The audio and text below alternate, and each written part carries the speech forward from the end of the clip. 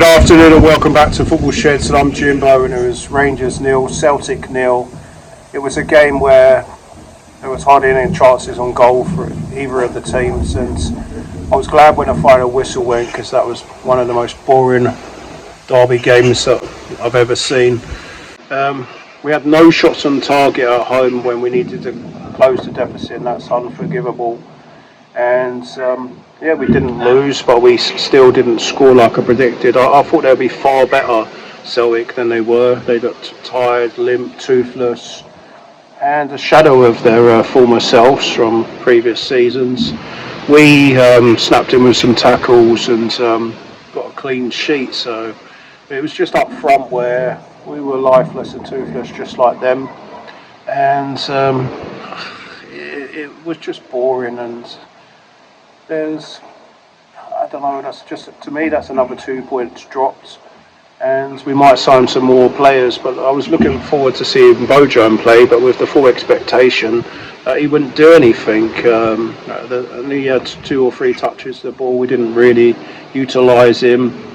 So we're signing these players that we could sign anyone, and then just quickly becomes shit under this manager here. He can't get a tune out of any of the players. Gassama's gone backwards.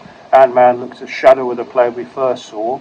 And as old firm clashes, whatever you want to call it these days, go, that was limp, lifeless, tepid, boring, and it just shows the lack of quality in the Scottish football. You can sign all these players from here, there and everywhere, and just nothing's happening.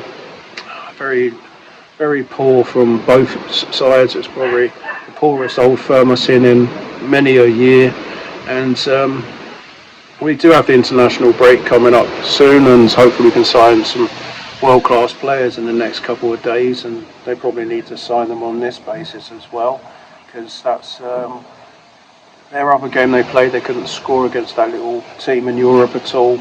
Missed all their penalties. Well, not all of them, but they never went through. We went out as well, and Europa League, is that the standard of our 2 teams? I don't think we do very well in either of our teams, because we can't score. So I've been Jimbo. Let us know what you thought about that game. Definitely wasn't a penalty for me. It looked like just a coming together of 2 of the players. You couldn't work out if it was a push or it was just a 50-50. That was definitely an offside goal for Suter. And I never celebrate a goal now when I'm watching the Rangers games until it's official. I thought the ref had a good game, but it wasn't a dirty game. We got 3 yellow cards, they got none. But Scottish football, I'm afraid to say, is in a dire state at the moment. Lots of money has been spent by our 2 teams, and if you think about it, it's about $250,000 on wages spent between the 2 clubs per week for their attackers, and neither can score goals at the moment, it seems. And has Brendan Rodgers lost the dressing room? Well, no, because I think we'll help them out anyway. If they drop points, we drop even more before them. And has our so-called manager lost the dressing room? Oh, blimey, I think the dressing room is in another country.